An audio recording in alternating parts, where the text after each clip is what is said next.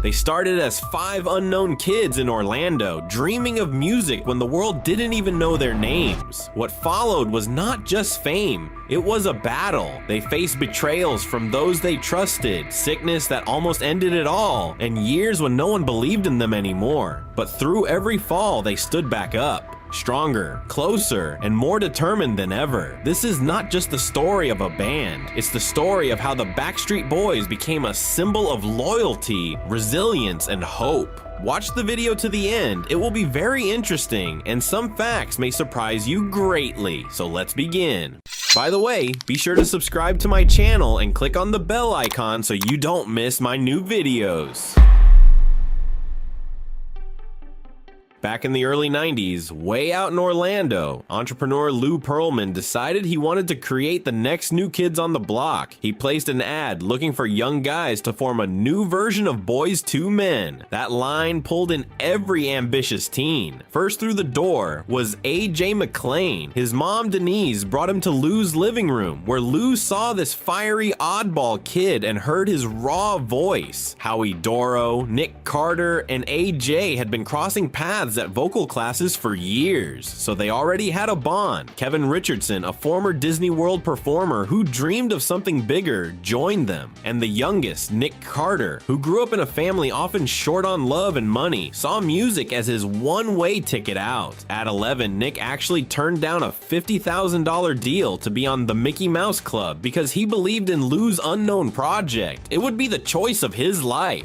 The final puzzle piece was Brian Littrell. He was set on becoming a basketball player and attending the University of Kentucky when his cousin Kevin called.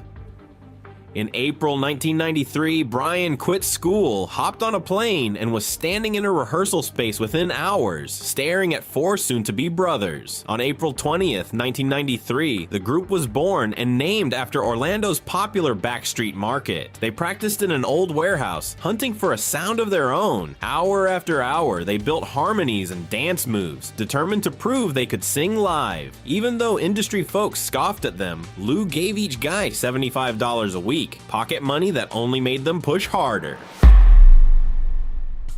Their first gig was May 8th, 1993 at SeaWorld Orlando. After that, they were everywhere. School fairs, malls, restaurants, even street courts. At one gig in a rough neighborhood, the sound system blew up and the boys had to sing a cappella. Their gutsy move won over a crowd ready to boo. Tour manager Johnny Wright, who'd worked with New Kids on the Block, suggested playing high schools to build a fan base. They traveled in a beat-up van, slept in cheap motels, and every day, a few more fans screamed their names. In 1993, they almost signed with Mercury Records until rocker John Mellencamp threatened to leave the label if it worked with boy bands. That painful no was a blessing in disguise. Later that year, a Jive Records exec saw them perform at a Cleveland school and signed them immediately. By December 1994, the boys were off to Stockholm to work with Max Martin and Dennis Pop. In a tiny Chiron studio, they cut We've Got It Going On, a bass-heavy, harmony-laden tune. In the US, it stalled at number 69 on Billboard, but it hit the top 5 in Germany and France and pushed them to focus on Europe. In spring 1996, the first international album dropped, featuring ballads like I'll Never Break Your Heart and Quit Playing Games. US radio dismissed them as just another dancing boy band. When the label wanted to push the racier "If You Want It to Be Good Girl," the band insisted on the more heartfelt "Quit Playing Games." It paid off. The US release, a mix of 2 albums, jumped to number 4 on Billboard and sold millions. The real explosion came in summer 1997 with Backstreet's Back. The band fought for Everybody Backstreet's Back to be the lead single. Its video, shot with a thriller vibe, cost $1 million.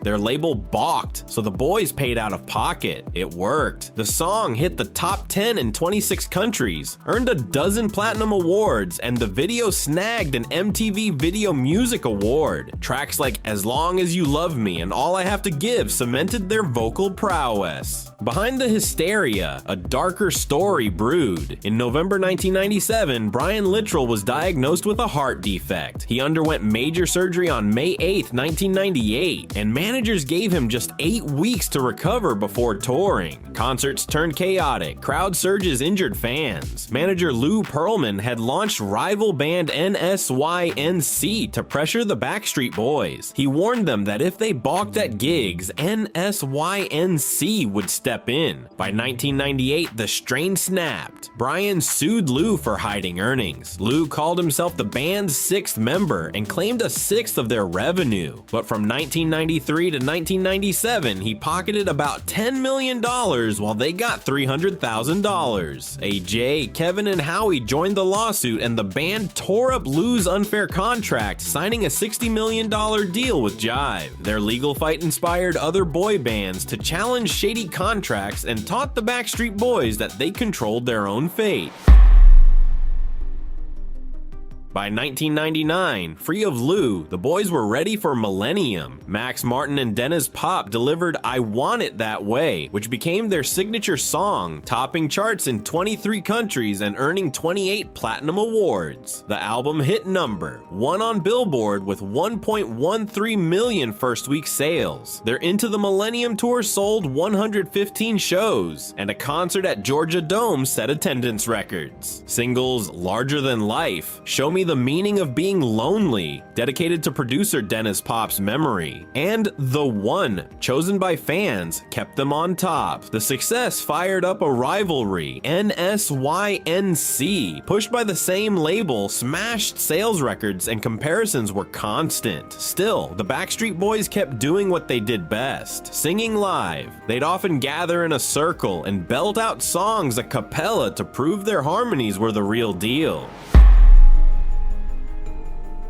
In 2000, they headed to the Bahamas and Sweden to craft Black and Blue. Released on November 21st, 2000, it moved over 5 million copies worldwide in a week, 1.6 million in the US, making them the first group since the Beatles to notch back-to-back million-plus debuts. To promote it, they circled the globe in 100 hours, jetting to Stockholm, Tokyo, Sydney, Cape Town, Rio, and New York. Singles Shape of My Heart, The Call, and more than that, revealed a more grown-up sound. They even sang the national anthem at Super Bowl 35 before another world tour. In July 2001, AJ admitted he was battling addiction and went to rehab. 1 month later, he was back on stage, choosing openness over shame. But tragedy kept knocking. On September 11th, 2001, a member of their crew died on the flight that hit the World Trade Center. It shook them all and forced them to rethink everything.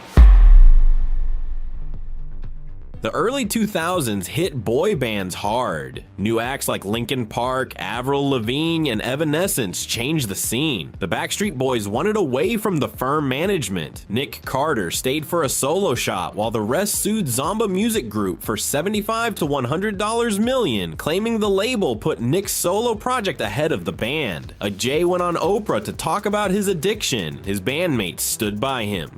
Tensions rose. Wives and girlfriends weighed in on business. Ticket prices were sky high. Fans balked, and their take-home pay tanked to $6 to $7 million instead of the expected $100 million.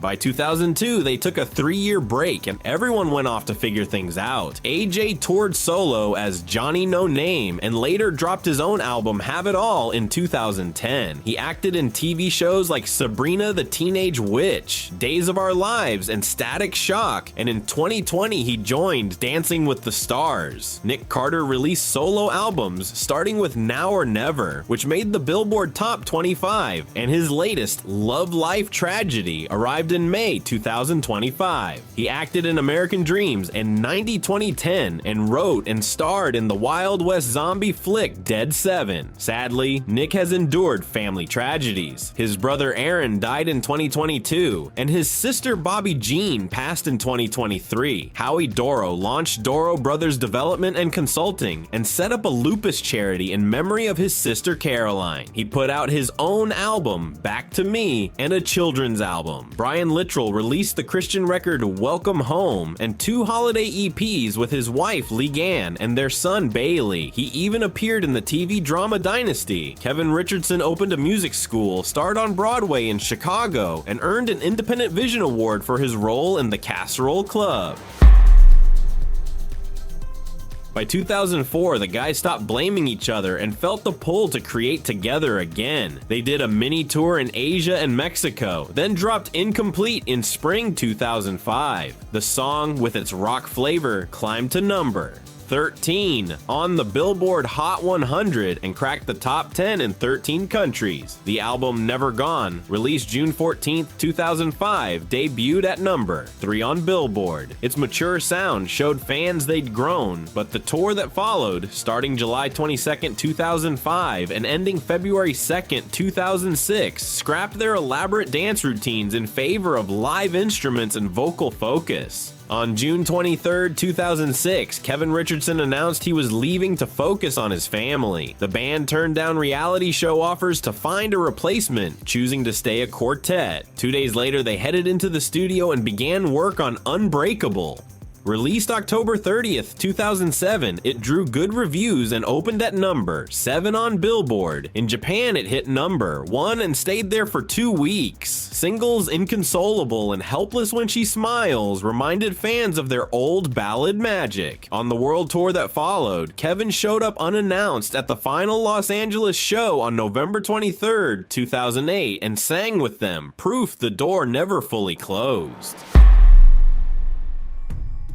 October 6, 2009 brought This Is Us, a return to dance pop. It reached number 9 on Billboard 200 and number 2 in Japan. Singles Straight Through My Heart and Bigger spun worldwide, but Brian caught swine flu during promotion and they had to cancel signings. Still, from late 2009 through 2011, they played 123 shows on the This Is Us tour. In 2011, they quit Jive Records and teamed up with New Kids on the Block for the NKOTBSB tour. A compilation album with a couple new songs fueled the trek, which grossed over $40 million. During the Staples Center show in Los Angeles, Kevin joined them on stage, then sang at their fan cruise in the Bahamas, hinting at a full reunion. On April 29, 2012, the band stood on a London stage and told fans that Kevin was back for good. To write their next album, they all lived together again, like the early days, working with producer Martin Terefe. A Christmas single, It's Christmas Time Again, dropped in November 2012, their first song with Kevin in 6 years, and shot to the top of the holiday digital chart. April 20th, 2013 marked their 20th birthday. They threw a fan party in Hollywood and 2 days later received a star on the Walk of Fame. Mayor Antonio Villaraigosa proclaimed April 22nd Backstreet Boys Day in Los Angeles. The In a World Like This tour kicked off in May 2013 and lasted over 2 years, with 170 dates across the Americas, Europe, Asia, Australia, and the Middle East. It earned over $32.8 million in 2014 alone. The album In a World Like This, released July 30th, 2013, was their first independent release via K-Ban and hit the top 5 in the US, Canada, and several European countries. A second single, Show 'Em What You're Made Of, inspired the title of their documentary. Backstreet Boys' Show 'Em What You're Made Of came out in January 2015, chronicling their entire career and their fight for creative control. In April 2015, Brian and Kevin were inducted into the Kentucky Music Hall of Fame. That year, Nick Carter wrote and filmed Dead 7, a zombie western featuring members of Backstreet Boys, NSYNC, 98 Degrees, and O-Town, which premiered on Sci-Fi in April 2016.